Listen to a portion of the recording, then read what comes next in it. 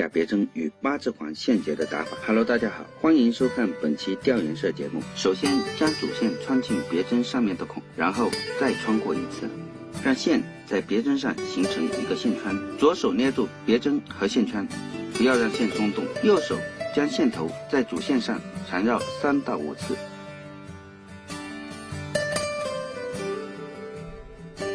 然后把线头穿进别针上头的2个线圈里面，再慢慢的把线结收紧。